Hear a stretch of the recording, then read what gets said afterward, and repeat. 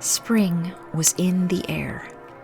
On Sunday, April 24th, 1558, the bells of Paris began a rhythmic tolling that would not cease for hours. This was the day the Valois dynasty had anticipated for a decade. The marriage of Mary, Queen of Scots, to the heir apparent to the throne of France, Francis.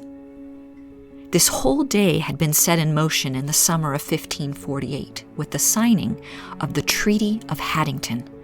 Scotland was desperate and under siege by the English during the rough wooing, a war where England was militarily trying to force a marriage between their tiny queen, Mary, and Henry VIII's son, Edward. To save the realm, the Scottish Parliament traded her hand in marriage for French soldiers.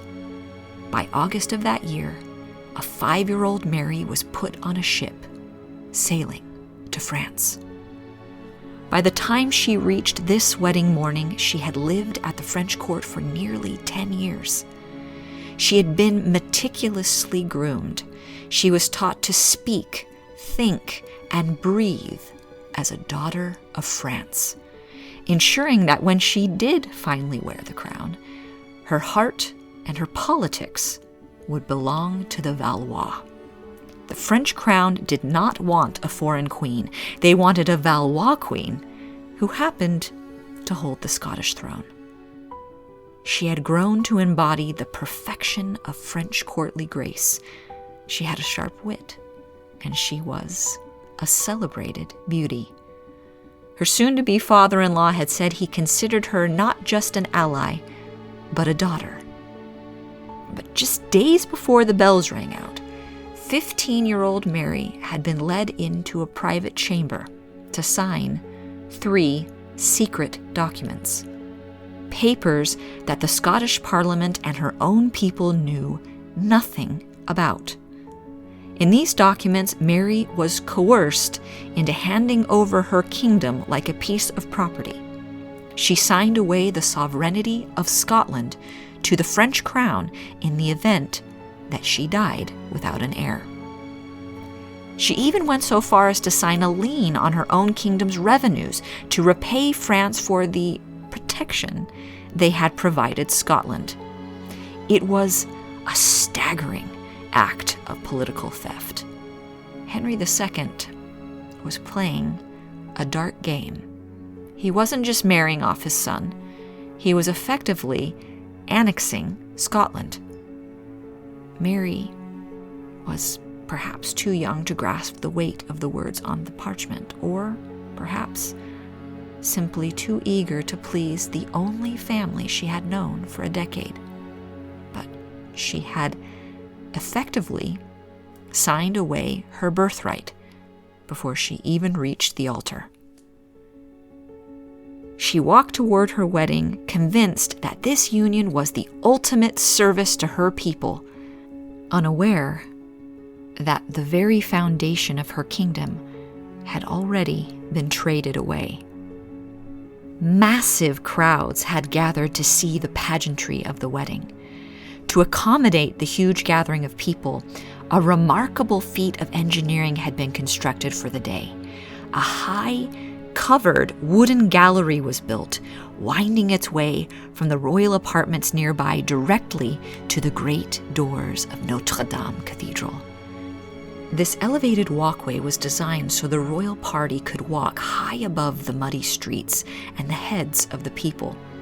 And at the doors was a raised platform, almost like a theater, so that all could see what was about to transpire. The structure was a marvel of craftsmanship. The exterior was draped in costly blue velvet. The inside of the gallery was even more spectacular, opening into a grand 12-foot-high arch, creating a soaring canopy for the procession. Every inch of the drapings was meticulously embroidered with the fleur-de-lis, shimmering against the deep blue fabric. The golden lily was also on the rich carpets underfoot and the tapestries lining the walls. The bridal party was surrounded in a sea of gold and blue. The entire length of the tunnel was scented with fragrant fresh flowers, and the air was filled with the piercing notes of fifes, the rhythmic beat of tambourines, and the blast of trumpets, the harmonies of sackbuts, violins, and flageolets. The wedding procession was a masterclass of a choreographed show of power. It was led by the rigid presence of the Swiss guards, followed by the highest ecclesiastical and military figures. Mary's uncle, the Duke of Guise, was first.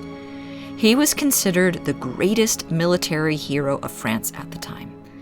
And then came the Bishop of Paris. A grand contingent of musicians led 100 gentlemen-in-waiting of the king.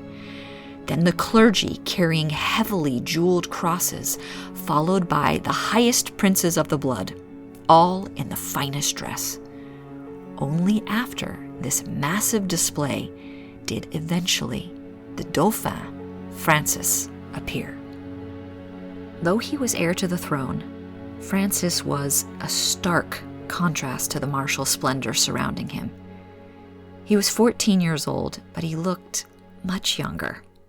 He was frail and sickly, with a pale complexion and a stutter that often hindered his speech. He appeared physically overpowered by his heavy ceremonial robes, walking with a tentative gait that would have highlighted his precarious health. Then behind him, walking with the solitary confidence of absolute power, was King Henry II. Following directly after the king was Mary's cousin, the young Duke of Lorraine. To the watching ambassadors, this sight was a pointed reminder of Henry's reach. Like Mary, the Duke had been brought to Paris as a child to be molded by the king. He was another living trophy of territory Henry had effectively absorbed. Once the men of the royal house were in place upon the stage, the spotlight turned to the day's true centerpiece. Mary stood at 5'11" and was resplendent. While every moment of the day was steeped in tradition and ceremony, Mary chose to break with what was expected. White was traditionally the color of mourning in France, yet she decided to wear it anyway. Her dress was glittering and embroidered with diamonds, rubies, pearls, and other precious stones. Over the white dress, she wore a blue-violet mantle and a train that was 12 yards long and was carried by 2 young girls. She wore diamonds on her neck and a crown studded with rubies, pearls, and other precious stones that was estimated to be worth 500,000 crowns. Following Mary were the most influential women of the court. Queen Catherine de' Medici walked with the Prince of Condé, the Duchess of Guise, and other high-ranking ladies of the royal household. The procession came to a sudden heavy halt before the towering doors of Notre. Here, the atmosphere shifted from a parade to a culmination of intent. In strict adherence to the ancient tradition, the actual marriage exchange took place at the cathedral door, in full view of the public. This was another piece of deliberate political theater. It ensured the common people of Paris could witness the legal union with their own eyes before the heavy doors opened and the party vanished inside for the sacred nuptial mass. As the thousands in the square watched, the king reached to his hand and drew off one of his own rings and handed it to the Bishop of Rouen. This gesture was a physical manifestation of the king's will. He was not merely a spectator to his son's wedding, but the active source of the union. The ring was his, and by extension, the alliance was his. The Archbishop of Rouen took the king's ring and espoused Mary and Francis. To provide the necessary intellectual and religious weight to this act of state, the Bishop of Paris then stepped forward. He delivered a grand wedding oration, noted by the court for being both scientific and elegant. After the Bishop of Paris concluded his speech, Mary's uncle, the Duke of Guise, instantly took control of the next phase of the theater. He moved across the wooden platform with deliberate purpose, 2 heralds trailing behind him. His focus was not on the prayers, but on the visibility of the triumph. He personally toured the perimeter, brusquely ensuring that the wall of nobles did not block the sightline of the common people, packed into the streets or leaning from the timber-framed windows above. Once he was satisfied that the spectacle was perfectly framed for the public, he gave the signal. The heralds began showering the crowd with a mass of gold and silver coins. A desperate tumult erupted as the people scrambled over one another to reach the coins. The greed was so intense that the celebratory moment turned violent. There were men and women who fainted while being crushed, and many had their cloaks torn from their backs as they fought for the strewn money. Under the cover of this uproar, the nobility turned and retreated into the cool, dim interior of the cathedral. There they found the nave transformed, a second magnificent canopy, and floors draped in rich gold carpets awaited them. The spectacle of the marriage at the cathedral doors was merely the opening act of a celebration designed to consume Paris in festivities for weeks. There were banquets, tournaments, and masques, all meticulously curated to broadcast French splendor and dominance to all of Europe. It had been over 200 years since a dauphin had been wed in Paris, and never before to a reigning queen who brought an entire kingdom as her dowry.